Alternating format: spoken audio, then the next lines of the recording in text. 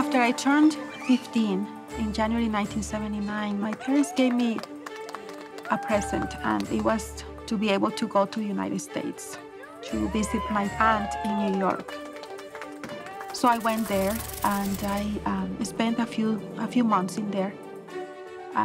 My aunt made the arrangement so I could go to this school that it was really like an adult school, but it was amazing because I was there the whole day learning English.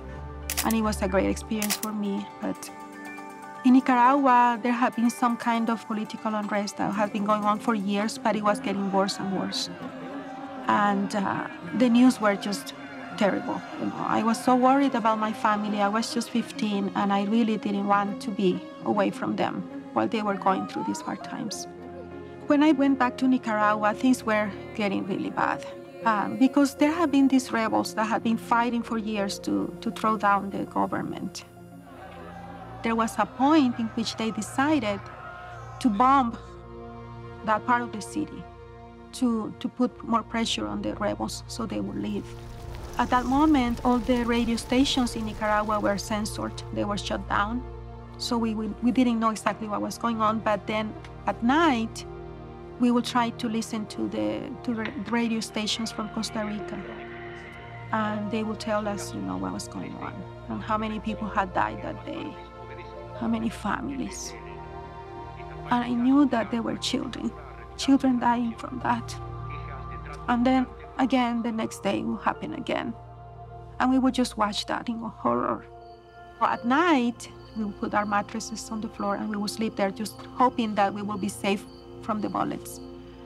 And I remember thinking, okay, there are people dying. There are children dying right now.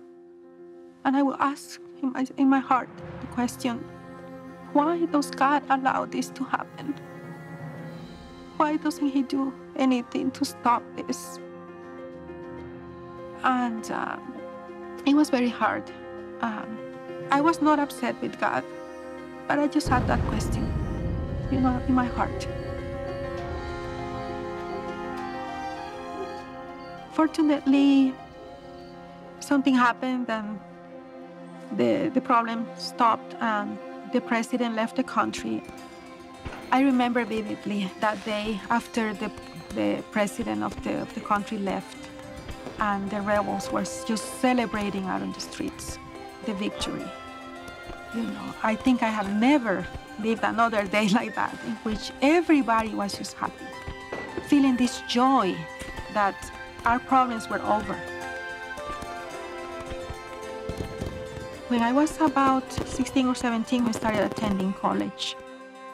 And I went to Universidad Centroamericana, and my major was in industrial engineering. I always liked learning and, you know, getting an education. And it was a good school, but the situation in Nicaragua was just getting worse and worse and worse. So in 1984, I decided to marry a young man that I was dating. I had been dating him for years, and we just decided to get married. And we moved to San Francisco, California, where we both had family. My mother and my siblings came to join us like a year after I left. But, you know, it was not easy to start a new life in a new country because of the language, the climate. And even though we had work, we were blessed to have work. We always had work. And for about 2 years in my marriage, everything was fine. We had a baby around 2 years after we got married. It was our son, Javier, who was born there. And he gave me a reason to keep going and to have hope for the future. When our son was like 6 months old, my husband lost the job that he had that was very stable. And I really don't know how everything started. You know, even from the time we were dating, I knew that he drank alcohol and that he even smoked a little bit of marijuana. But it was never too bad.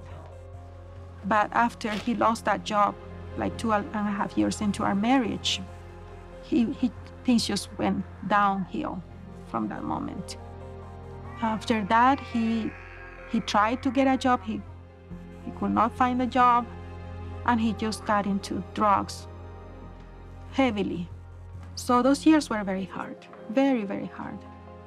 To see him going down and down, little by little.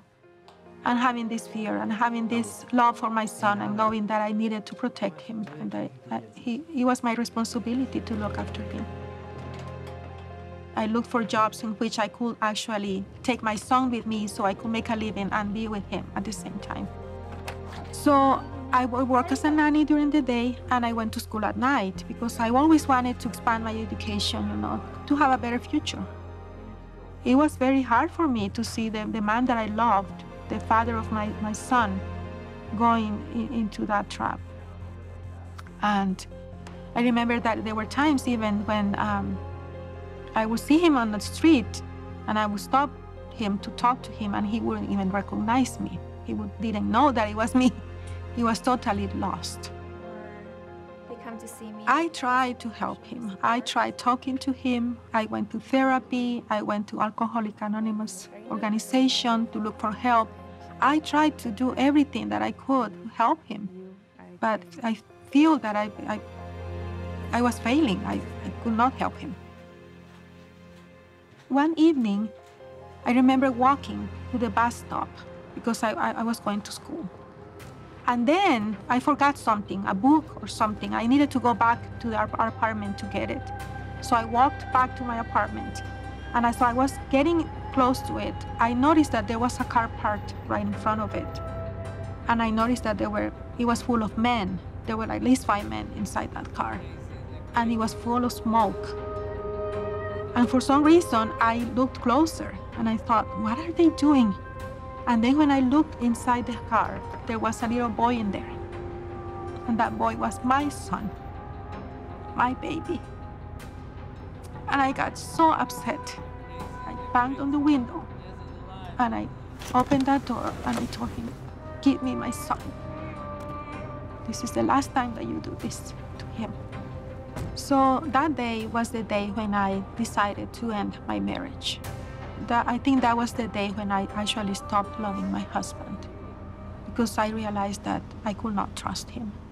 I could not even trust my son to him. It was very hard to end the relationship. How do you do that, after being so many years with a person? Those days after he left, of course, it was better without him, but at the same time, I had fear. I feared that he would come back. I feared that I would not be able to give my son a stable environment, that he could also fall into that trap as he would grow up. And I was desperate. I was hopeless. It was really hard. Those days were times of despair for me, not knowing what to do. People make choices. And that freedom to make choices comes from God. He has given us that freedom. And that is why he cannot stop people from doing bad things. And I know that it happens in our life sometimes that we have these longings, we have these questions, we have these things that we don't really know the reason. But if we are patient, the answer will come one day. And then we will finally have that peace that we are looking for.